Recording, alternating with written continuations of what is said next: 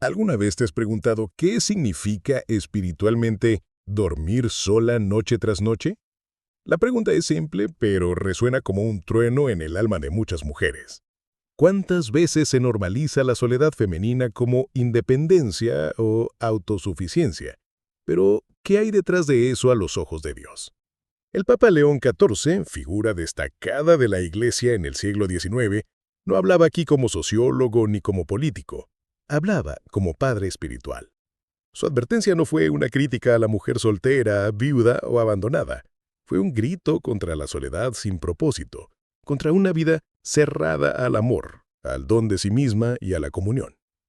La advertencia, como veremos, tiene fundamento en la doctrina, en la Sagrada Escritura y en la experiencia mística de la Iglesia. Dormir sola, en el sentido más profundo y espiritual, puede significar vivir sola, sin entrega, sin misión, sin vínculos, sin alianza. Y ese es un destino que puede llevar no solo a la tristeza en esta vida, sino a un vacío eterno si no se comprende y se transforma. En este mensaje vamos a explorar el verdadero sentido de esta advertencia y a entender cómo la mujer puede, incluso sola, vivir plenamente su vocación y evitar el gran peligro del alma eslava. 1. El simbolismo bíblico del matrimonio y de la soledad. Desde los primeros capítulos del Génesis, Dios dejó clara su intención respecto a la soledad humana. No es bueno que el hombre esté solo. Le haré una ayuda adecuada. Génesis 2:18. Este versículo a menudo se lee como si hablara solo del matrimonio, pero revela algo mucho más profundo, la vocación del ser humano a la comunión. La mujer desde su origen es un don. Está llamada a ser ayuda, no en una posición inferior, sino como una presencia que completa, que eleva, que acompaña. Cuando esta vocación se niega o se abandona, cuando una mujer se encierra en una habitación, no solo física sino existencial, algo empieza a morir. En la tradición judía, dormir solo constantemente era signo de luto o exclusión. Dormir acompañado, en cambio, simbolizaba bendición y continuidad de vida. Pero, ¿qué sucede cuando esa bendición es rechazada? Cuando la mujer no duerme sola por circunstancias, sino por decisión de apartamiento, por orgullo, por miedo a amar de nuevo. Eso es lo que advirtió el Papa León XIV. 2. El papel de la mujer como reflejo de la Iglesia. San Pablo, en Efesios 5, traza una de las analogías más profundas del Nuevo Testamento. Las mujeres estén sometidas a sus maridos, como al Señor, porque el marido es cabeza de la mujer como Cristo es cabeza de la Iglesia. Efesios 5, 22 al 23. Antes de que este pasaje se malinterprete, como sucede con frecuencia, debemos entender. La mujer representa a la Iglesia, y la Iglesia, aun cuando parece estar sola en el mundo, nunca está aislada. Está unida a Cristo en una constante relación de amor, obediencia y entrega. Por lo tanto, la mujer sola, sin esa unión con Cristo, está espiritualmente en riesgo. El peligro no está en no tener a un esposo humano, sino en no vivir como esposa espiritual de Dios, en no ser templo, en no ser santuario. Santa Catalina de Siena ser desposada con Cristo, y usaba un anillo invisible, dado por Jesús, como símbolo de su alianza espiritual. Dormía sola, pero nunca estuvo sola. Por lo tanto, dormir sola puede ser señal de santidad, siempre que esté unida al esposo divino. Fuera de eso, se convierte en aislamiento, sequedad del alma, ausencia de misión. 3. Cuando la soledad se vuelve prisión espiritual. Hay una soledad que edifica, la de la mujer consagrada, la de la viuda fiel, la de la santa reclusa que intercede por el mundo. Pero también hay una soledad que destruye, la de la mujer que, habiendo sido llamada al amor, se encierra por miedo, por dolor o resentimiento. Eso es lo que ha advertido el Papa León XIV. Con gran claridad pastoral advertía sobre este tipo de soledad que, poco a poco, se convierte en sepultura del alma. Decía, la mujer que se aparta de la vocación de amar, y no hablo solo del matrimonio, sino del don de sí misma, se prepara para un desierto que no es de Dios, sino del enemigo de la vida. En otras palabras, no es el estado civil lo que condena a la mujer, sino el estado de su alma. La mujer que no busca amar o que se niega a dejarse amar, empieza a marchitarse espiritualmente. No evangeliza, no sirve, no se ofrece. Vive centrada en sí misma, en sus propias heridas, y ya no en los demás. Esa soledad mal vivida puede generar tres grandes peligros. El orgullo disfrazado de independencia, no necesito a nadie. La victimización disfrazada de humildad, nadie me quiso, por eso soy inferior. Y la frialdad espiritual, ni Dios se preocupa por mí.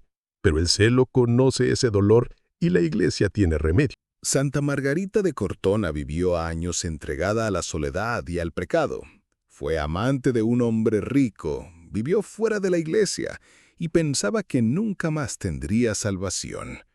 Pero un día, sola en su cuarto, oyó en su corazón: «Vuelve a mí».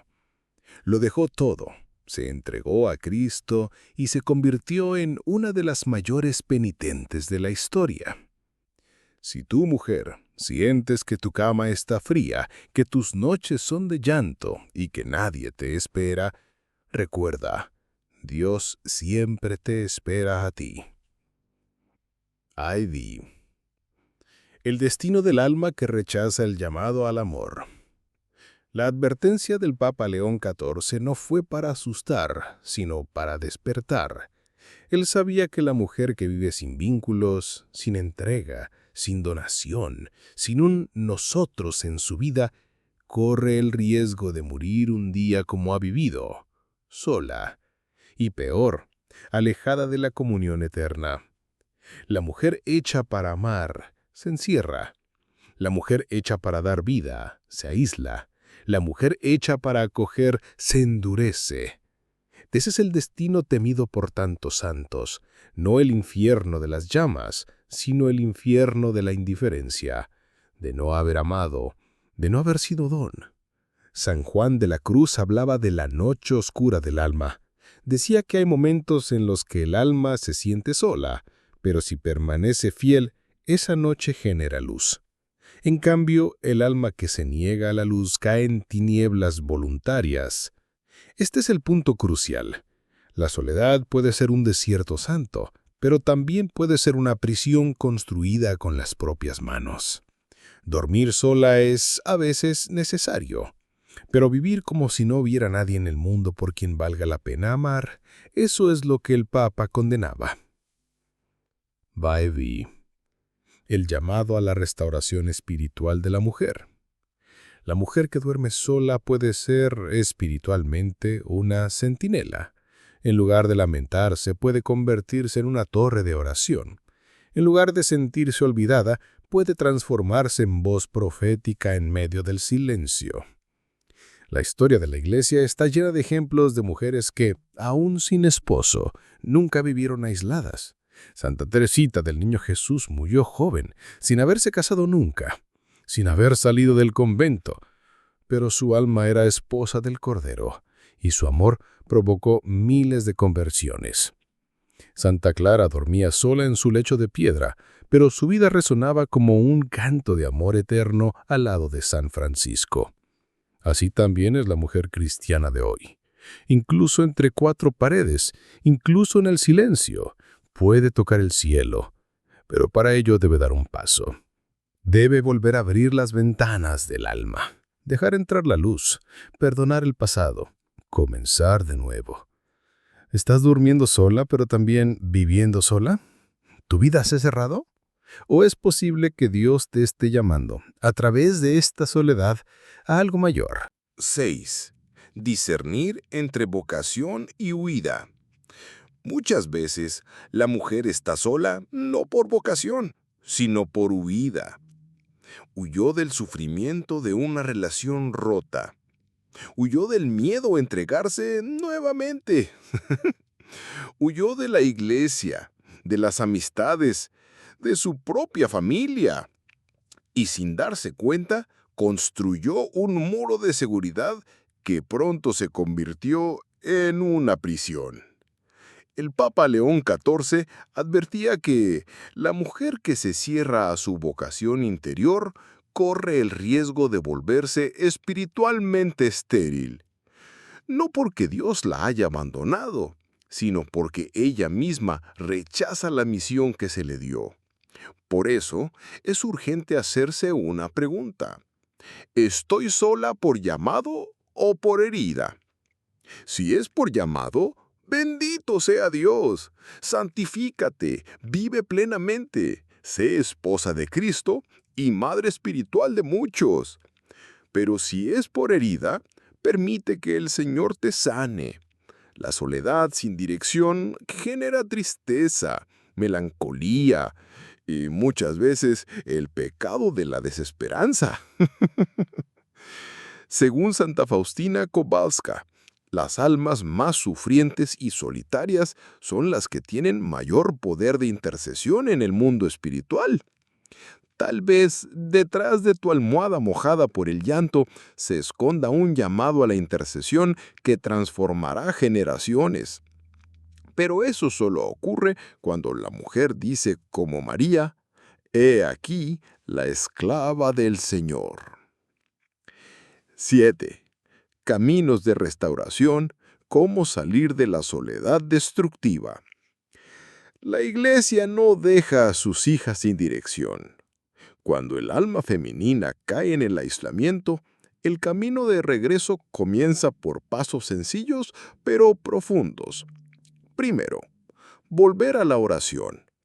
Aunque al principio sea difícil, aunque duela, el silencio puede parecer vacío, pero en él Dios habla. Segundo, acudir a la confesión. No solo para borrar pecados, sino para restaurar la dignidad y el propósito. Es en el sacramento de la reconciliación donde muchas mujeres redescubren el sentido de su vida. Tercero, hablar con un director espiritual. Alguien que escuche sin juzgar y ayude a discernir si la soledad que se vive es vocación o fuga. Cuarto, servir a los demás. La caridad cura heridas interiores. Servir es amar. Y quien ama no vive sola.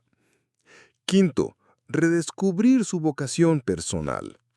Cada mujer tiene un llamado, ya sea al matrimonio, a la vida religiosa, a la consagración o a un apostolado activo en el mundo.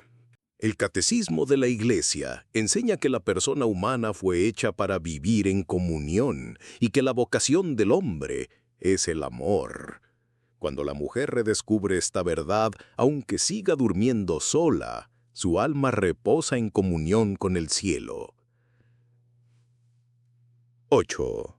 ¿Con quién duerme tu alma? Cuando el Papa León XIII habló del destino de la mujer que duerme sola, no lo hizo para asustar, sino para iluminar. La gran cuestión es, ¿con quién reposa tu alma? ¿Duermes con rencor? ¿Con vacío? ¿Con orgullo? ¿O reposas tu corazón en Dios, como lo hacían María, José, los santos y los mártires? El Salmo 4 dice, «En paz me acuesto y enseguida me duermo, porque solo tú, Señor, me haces vivir tranquilo».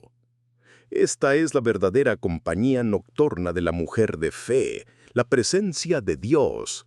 La mujer que se une a Dios puede dormir sin esposo, pero jamás estará sola, porque está en alianza con el propio esposo celestial que nunca la abandona. Conclusión. ¿Con quién está durmiendo tu alma? El Papa León XIII, al lanzar su advertencia, no hablaba con frialdad doctrinal. Hablaba como un padre que conoce el alma de sus hijas. Sabía que detrás de la apariencia de soledad física se esconden realidades espirituales profundas. El peligro no está en dormir sin esposo, sino en dormir sin alianza interior, sin misión, sin amor verdadero. ¿Cuántas mujeres duermen hoy entre sábanas de seda, pero reposan su alma entre espinas? Otras, humildes y olvidadas, se acuestan en silencio, pero en paz con Dios. Lo que cambia no es la cama, sino el corazón. Este mensaje es un llamado, una invitación a mirar hacia adentro y preguntarse, ¿estoy solo por vocación o por orgullo, por entrega o por miedo? Dormir sola puede ser una estación, pero no debe ser el estado eterno del alma. Incluso si no hay nadie más ahí, que esté Dios. Aunque el hogar esté vacío, que el corazón esté lleno de fe, esperanza y caridad. Oración final. Señor Dios mío, tú que creaste a la mujer con delicadeza y fortaleza, que la hiciste reflejo de tu iglesia y templo de tu espíritu, mira ahora todas aquellas que reposan en silencio, aquellas que duermen solas no por elección santa, sino por dolor, abandono, pérdida o orgullo. Visítalas, Señor, esta noche. Siéntate al lado de sus camas invisibles y calienta sus corazones con tu presencia. Despierta en ellas la vocación dormida, el deseo de amar, de entregarse, de florecer. Haz de cada noche una vigilia, de cada lágrima un clamor, de cada vacío un altar para tu gloria. María, Madre de las mujeres solas, enséñales a reposar en el corazón de Dios. Amén. Si este mensaje tocó tu corazón, deja tu testimonio en los comentarios. No estás sola. Otras mujeres también están despertando. Suscríbete al canal para seguir profundizando en las verdades que liberan el alma. Comparte este mensaje con quien lo necesite. Il y a des nuits plus silencieuses que d'autres, des nuits où le corps repose, mais où l'âme ne trouve pas la paix, des nuits où l'oreiller devient le confident de larmes anciennes, et où l'obscurité révèle des vérités que le jour camoufle. C'est dans ce silence profond qu'une question s'élève. Qu'est-ce que cela signifie, aux yeux de Dieu, qu'une femme dorme seule ?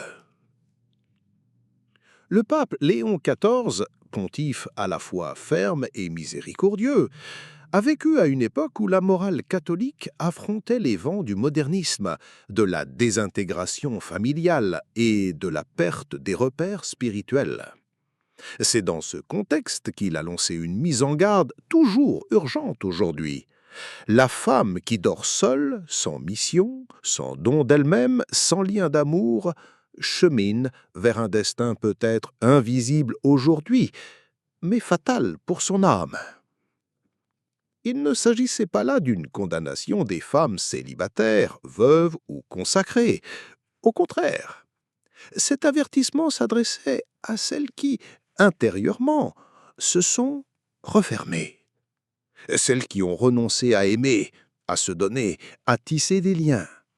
Dormir seul, ici, n'est pas un fait biologique. C'est un symbole spirituel. Dormir seul peut être une étape de la vie, un moment. Mais vivre éternellement seul, sans lien avec Dieu, sans lien avec les autres, sans don de soi, est ce qui constitue le véritable danger. Le pape ne parlait pas comme un moralisateur, il parlait comme un voyant de l'invisible. La femme qui s'isole volontairement de l'amour, du service et de la communion spirituelle commence à mourir intérieurement. La solitude comme langage spirituel. Dans la Bible, le sommeil n'est jamais purement biologique, il est toujours un symbole spirituel. Lorsque Adam s'endort, Dieu crée Ève, et de ce sommeil naît la communion. Lorsque les apôtres dorment à Gethsémani, c'est le signe de leur faiblesse face à l'épreuve. Le sommeil exprime l'état intérieur de l'âme. Quand une femme dort seule, nuit après nuit, année après année, et que son cœur dort aussi, se ferme, se raidit, cela devient un état qui dépasse le corps. Cela devient le signe d'une âme qui ne croit plus, n'espère plus, n'aime plus. Combien de femmes vivent ainsi aujourd'hui ? Elles se lèvent, travaillent, s'occupent de leur maison, de leurs enfants ou d'elles-mêmes, mais à l'intérieur règne un silence sec, un détachement spirituel. Elles ne parlent plus à Dieu. Elles ne se laissent plus toucher. Elles ne servent plus. Elles ne se donnent plus. Elles ne font que survivre. Le pape Léon XIII affirmait que la plus grande ruine de l'âme féminine est de perdre sa vocation à l'amour.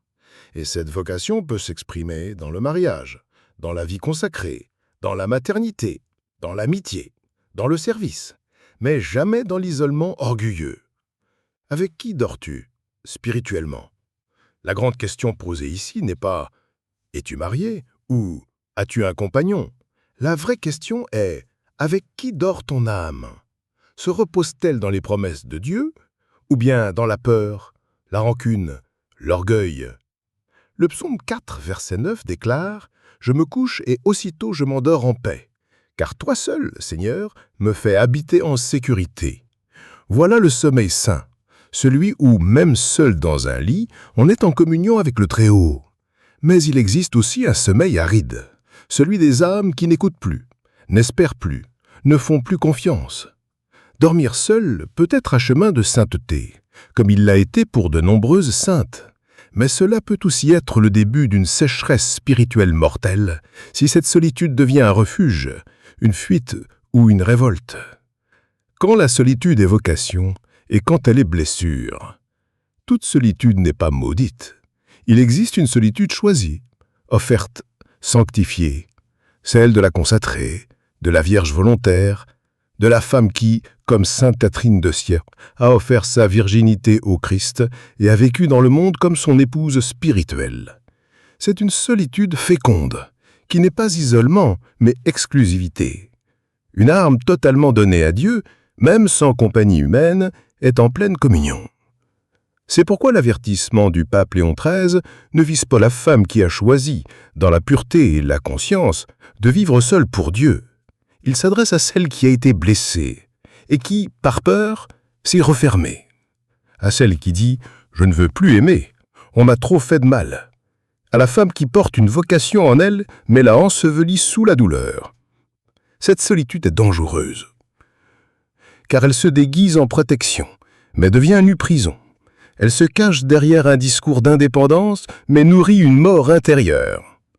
Et quand cette solitude se prolonge des années, sans confession, sans prière, sans mission, l'âme devient un désert où même la grâce peine à gerber.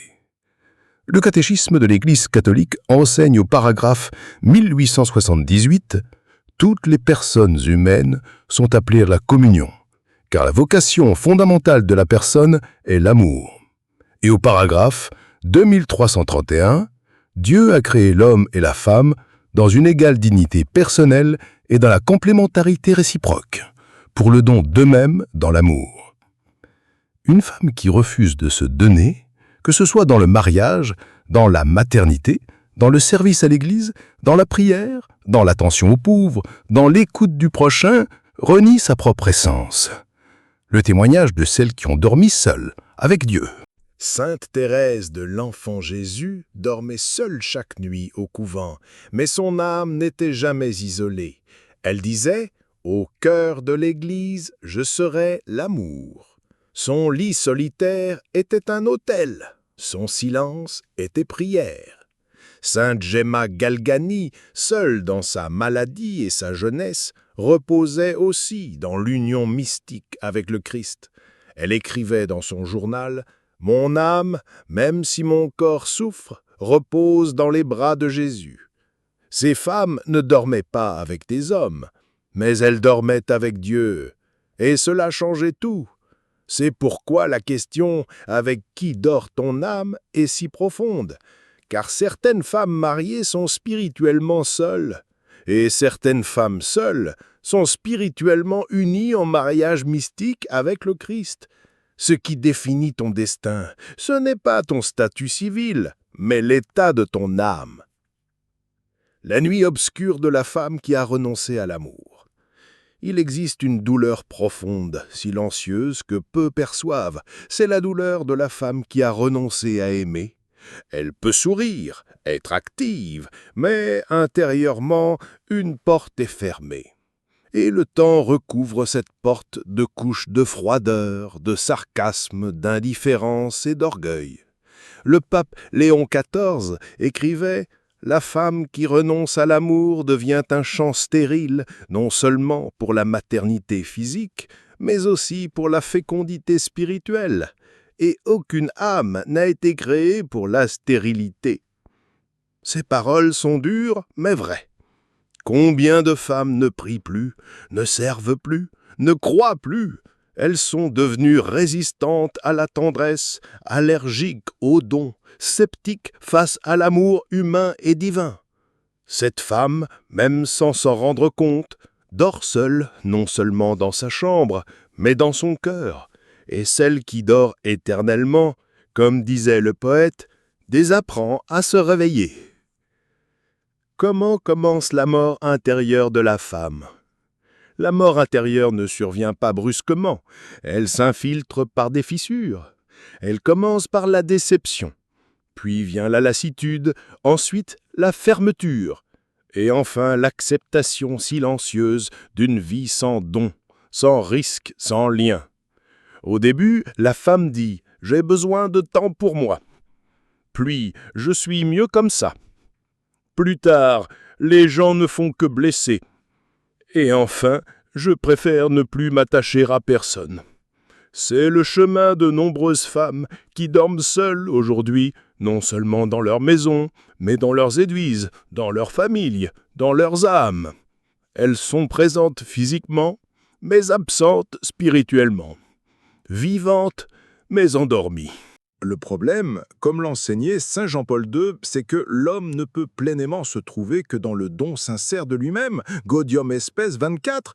Une femme qui refuse de se donner renie la vérité de son propre être. La femme est la vocation à la communion.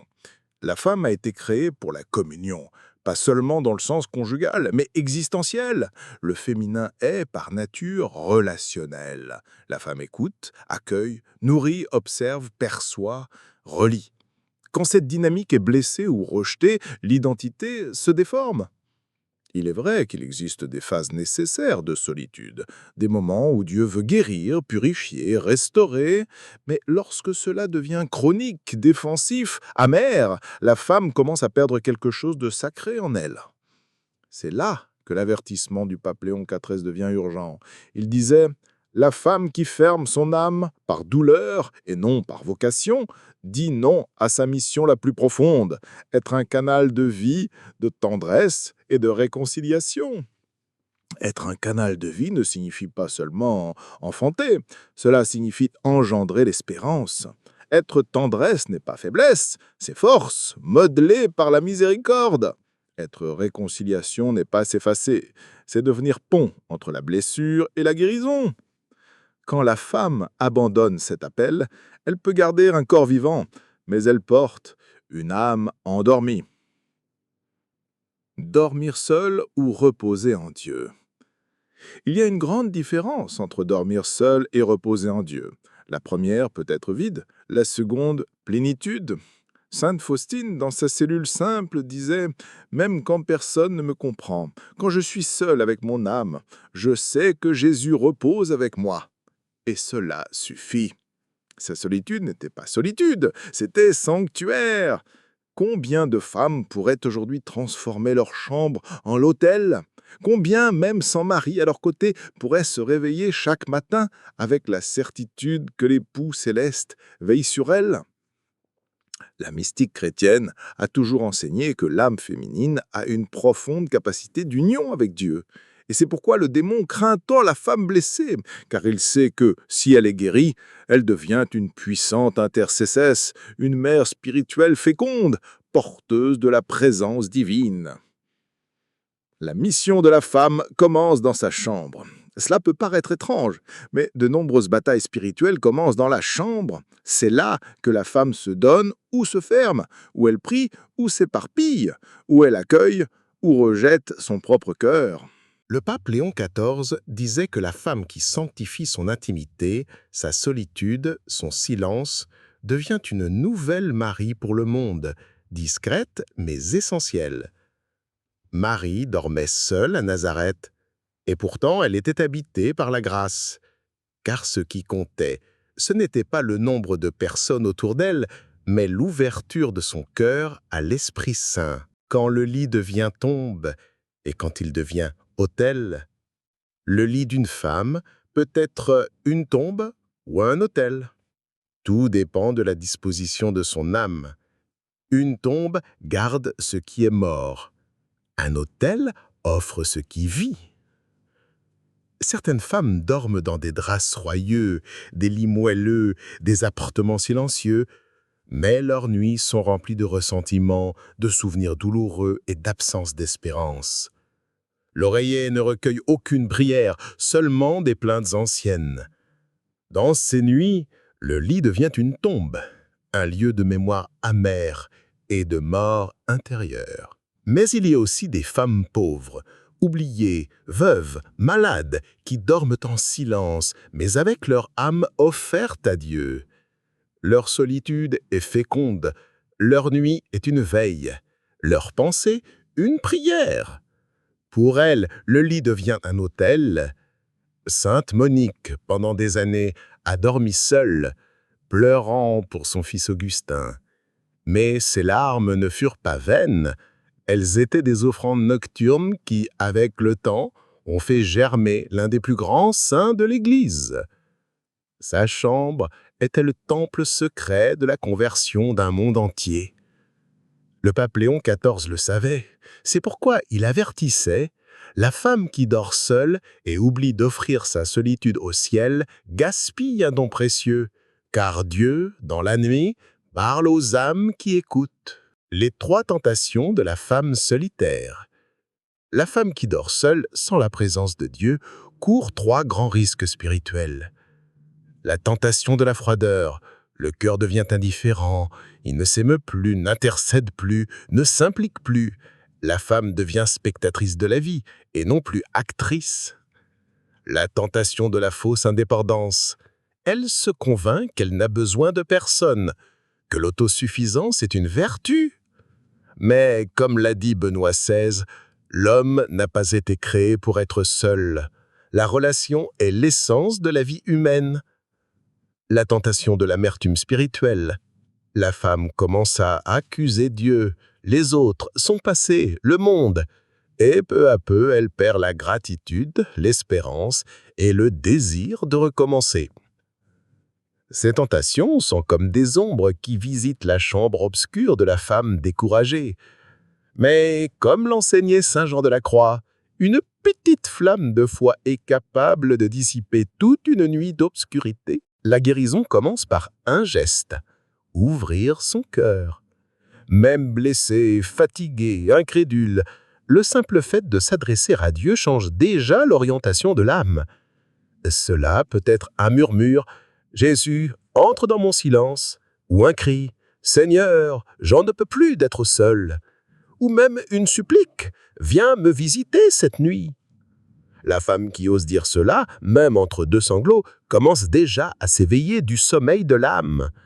Comme le dit l'Apocalypse 3, 20, « Voici que je me tiens à la porte et je frappe.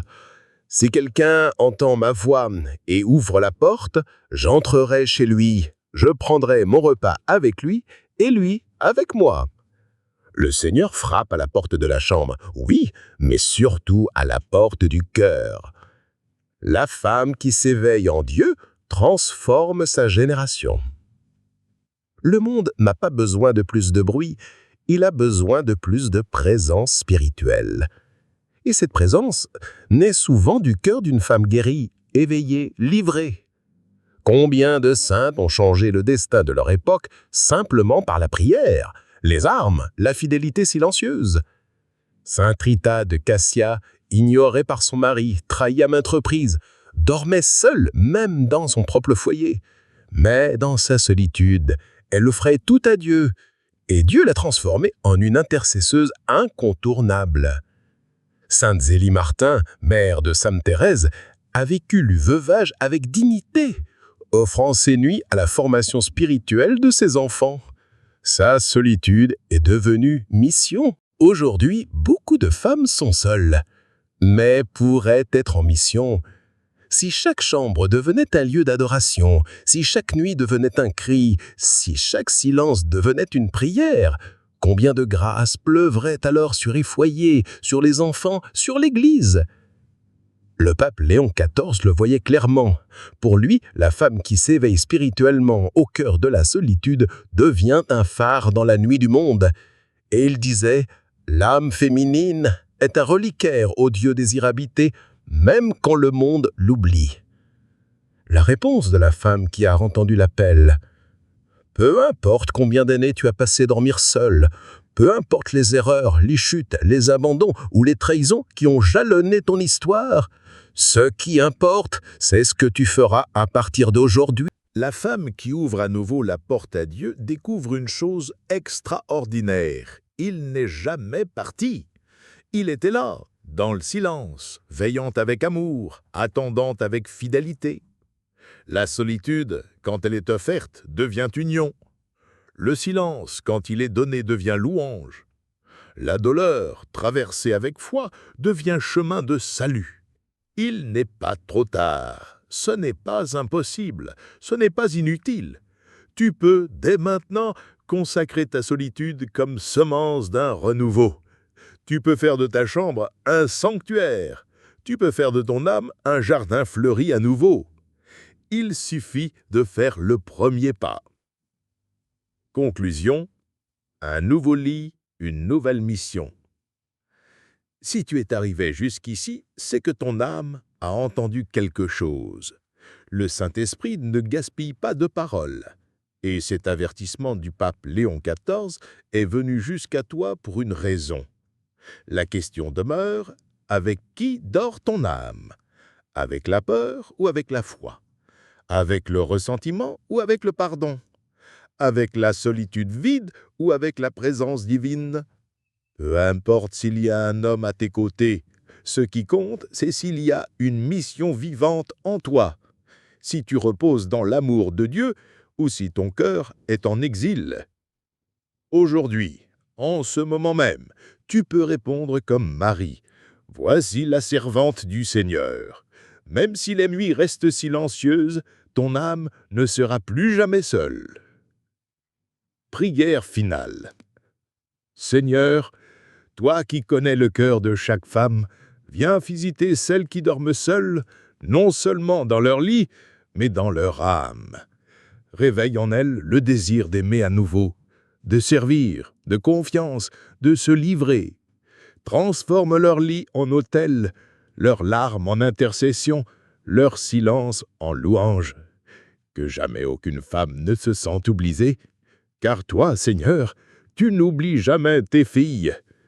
Marie, mère de la solitude féconde, veille cette nuit sur chacune d'elles. Amen.